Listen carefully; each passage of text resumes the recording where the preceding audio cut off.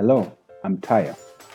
Have you ever felt out of your depth sometimes at work, or you are sitting amongst your colleagues and you feel like you are just lucky to be there because their brilliance is way beyond yours and everything you've achieved might have just been a fluke?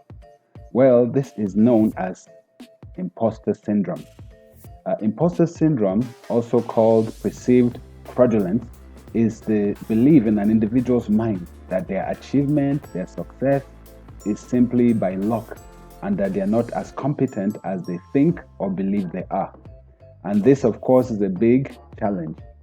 And this applies to many people in spite of their education level, their experience, and their accomplishment. In fact, research shows that up to 9 to 82%, depending on which research you look at, of the population or people have imposter syndrome. And of course, this is a big challenge because imposter syndrome can lead to a lot of issues, including self doubt, anxiety, stress, and of course, missed opportunities.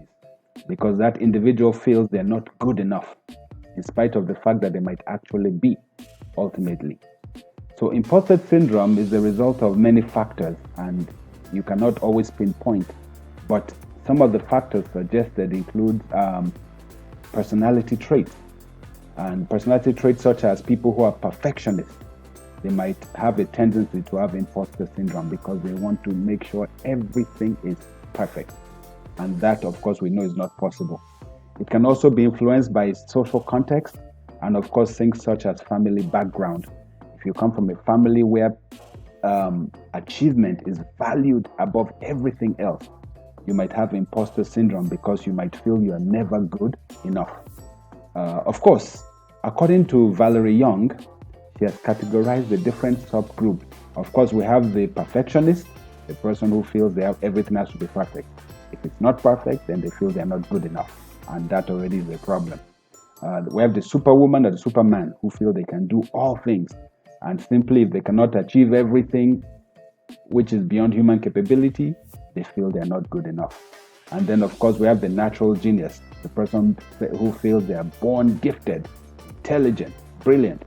And anytime they come across a situation where maybe people are more brilliant or challenge their brilliance, then they feel they are not good enough. Then, of course, we have the soloist, the person who has to do it all, everything by themselves. And that, again, can be a big challenge. And, of course, the expert, I'm supposed to know. And if I don't know, then it means I am not good enough. But nobody knows everything, even if you're an expert in that area.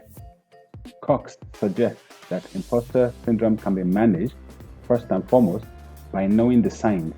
Because every now and then you might find yourself at work and then suddenly you start having that feeling or you start having that attack that I am not good enough, I will not be able to do it, I can't manage.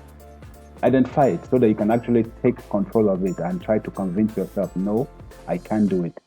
Then, of course, the second, know that you're not alone.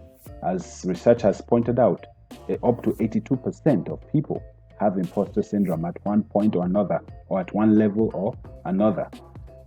Number three, distinguish between humility and fear. And that's why sometimes understand when you're afraid, and can be a result of imposter syndrome, and understand humility. And humility is good, but fear due to imposter syndrome, of course, you don't want. And that can be a problem. Number four, let go of your inner perfectionist. Always know that you cannot do it perfectly. Always know that you don't know everything. Always know that you're human and everybody makes mistakes. Of course, the next one, be kind to yourself. Don't be too harsh. Even if you mess up, it happens. You're human. Then, of course, number six, track and measure your success. A good way to at least reaffirm to yourself that you're able is look at your success, what you've achieved so far. And you might find that you've achieved more than many other people who even are arrogant and overconfident. So do that. Number seven, talk about your imposter syndrome with your family, with your friends, with your mentor, with your manager or your supervisor. They can help you, they can advise you, they can share their own experience, which can give you confidence.